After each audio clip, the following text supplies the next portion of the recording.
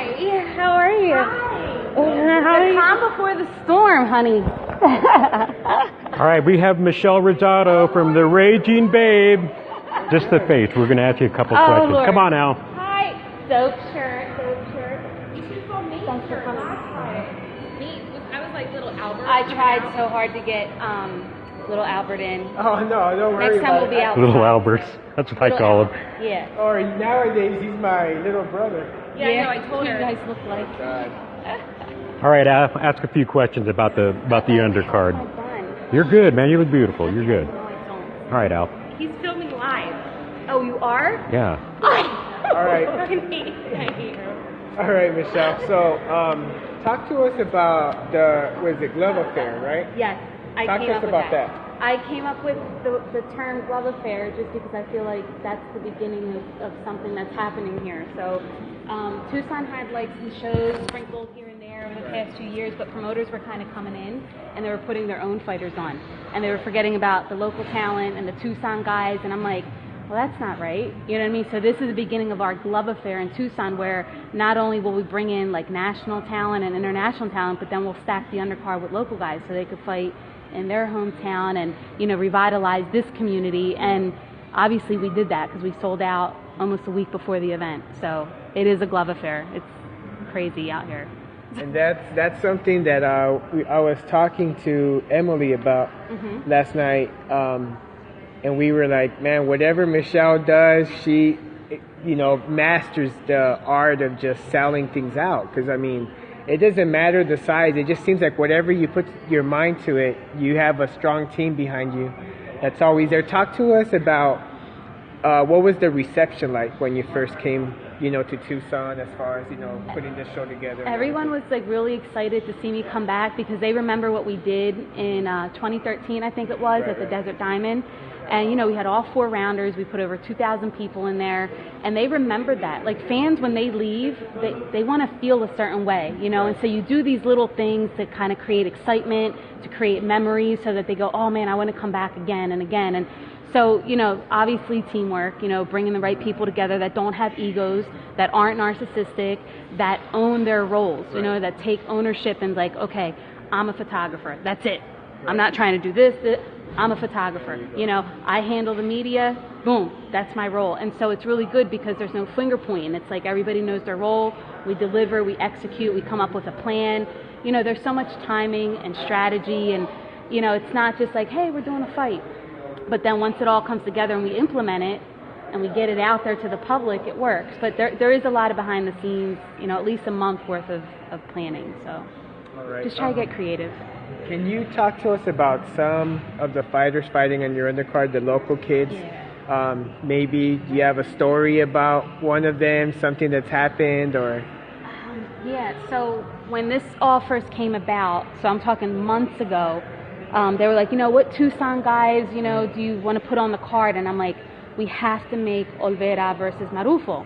And it's funny because Brad Goodman, top ranks matchmaker, he saw me in New York for the Lomachenko fight, and he goes, do you know who I am? Do you know what I do? I'm a matchmaker. And he was kind of joking, but he kind of wasn't. I'm like, dude, I'm not trying to be a matchmaker.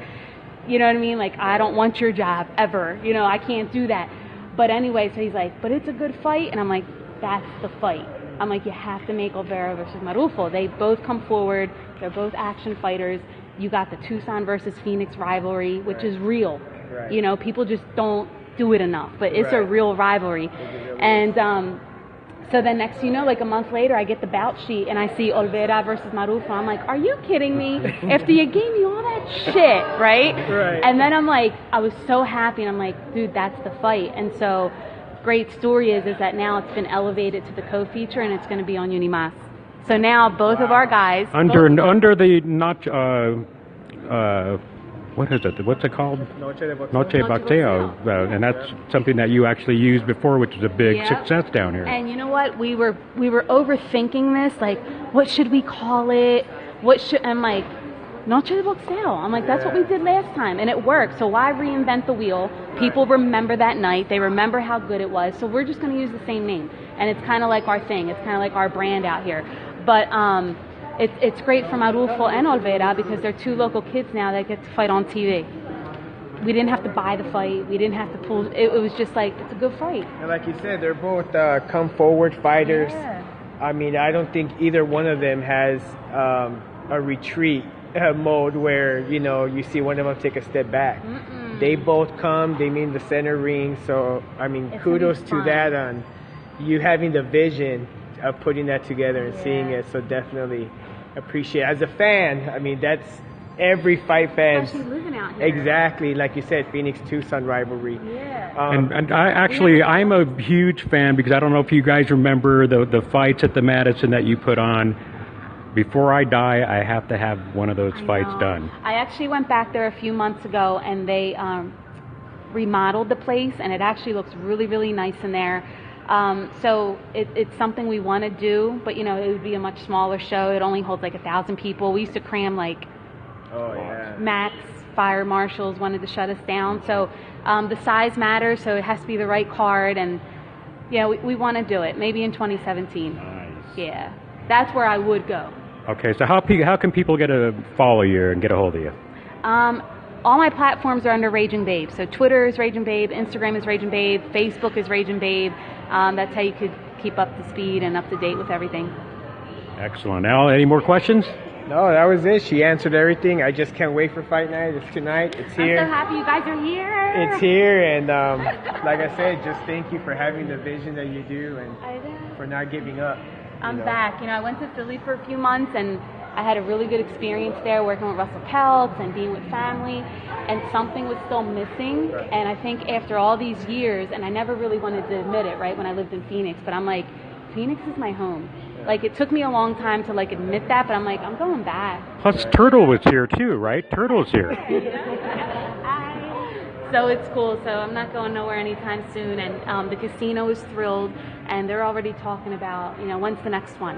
And so usually the promoter has to say, when can we do another show? And instead they're like, when's the next date? So now we're already working on the fall. So it's when exciting. you sell out, you know, things like that happen. Yeah. So definitely. Well, once again, the Raging Babe, Michelle Rosado, thanks again Ron. for joining us, and thanks for the invite. Thanks. We'll edit that out. coming up, and I was like, And Turtle, thanks for, look at it, it's Turtle. it's Turtle. Okay, thank you. You're welcome.